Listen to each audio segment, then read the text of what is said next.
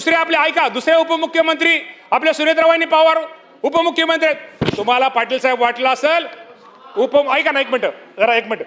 पाटील साहेबांचं आपल्याला वाटलं असेल की उपमुख्यमंत्री सुनेत्राबाई पवार त्यांचा आणि शेतीचा काय संबंध.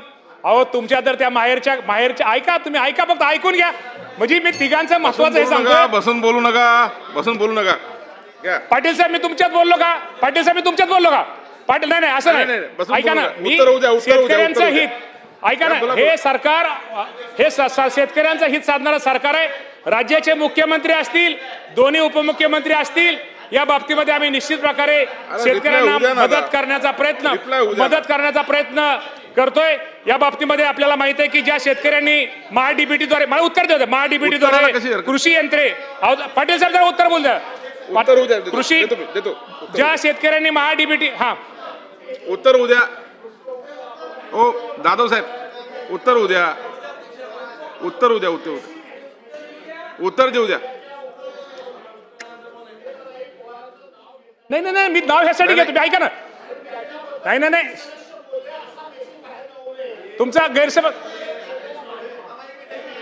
मला एवढं सांगायचं की हे तिन्ही नाही अध्यक्ष महोदय, मला हे सांगायचं की हे तिन्ही नेते राज्याचे मुख्यमंत्री पाटील साहेब एक मिनिट मंत्री काय हरकत आहे. राज्याचे मुख्यमंत्री एक मिनिट अध्यक्ष महोदय मी काल बोलताना उपमुख्यमंत्री मुख्यमंत्री हे कोणी शेतकरी आहेत नाही त्याच्याबद्दल काही बोललेलं नाही. तुम्ही काय म्हणलात की तुम्हाला वाटत असेल सुनेत्राबाई शेतीचा काय संबंध नाही, असं काही संबंध नाही किंवा मी काही बोललेलोच नाही. चुकीचं रेकॉर्डवर येऊन म्हणून बोलतोय. मी अध्यक्ष महोदय आपल्याला एकच सांगायचंय. अरे बसा दादा साहेब सांगतो, आपण उत्तर होऊ द्या. एक मिनिट मी सांगतो. अध्यक्ष महोदय मला सांगायचं, पाटील साहेब तुम्ही अर्थ वेगळा काढला. मला सांगायचं एकच होतं की हे तिन्ही नेते, शिंदे साहेब असतील, देवेंद्र फडणवीस साहेब, राज्याचे मुख्यमंत्री, जे मुख्यमंत्री त्यांना गायीची धार काढण्याचा पण अनुभव आहे. स्वतः शेती देवेंद्र फडणवीस साहेब कसतात, शिंदे साहेब कसतात, सुनेत्राबाई पवार आज जरी हे असल्या, जरी महिला उपमुख्यमंत्री असल्या, आजही त्या काटेवाडीच्या कुठल्या शेतामध्ये कुठल्या ऊसाला किती पाणी दिलेत, काल किती भिजलं, किती धड्या भिजल्या, किती वापा भिजलं, किती धड्या गवत काढलं का, हा रोज शेतकऱ्यांविषयी स्वतःच्या शेतीविषयी आपल्या एक जाण असणाऱ्या नेते, हेच मला सांगायचा उद्देश आहे. हे तिन्ही नेते शेतकऱ्यांच्या प्रश्नासाठी हे जाण असणारे नेते असल्यामुळं आपण मला सगळ्यांना सांगायचं, काळजी करू नका. आम्ही सुद्धा बसणारी मुलं ही शेतकऱ्याचीच मुलं आहोत.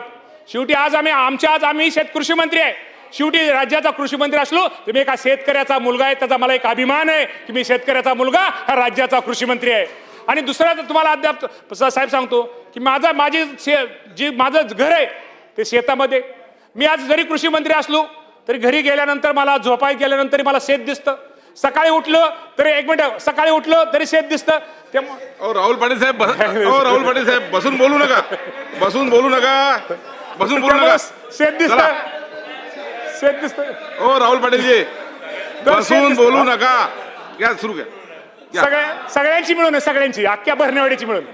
त्यामुळं शेतकऱ्याचा मुलगा असल्यामुळं शेतकऱ्यांची काळजी, शेतकऱ्यांचं हित, शेतकऱ्यांचे प्रश्न हे आम्हा सर्वांना निश्चित प्रकारे, त्यामुळे आम्हा सर्वांना माहिती आहे.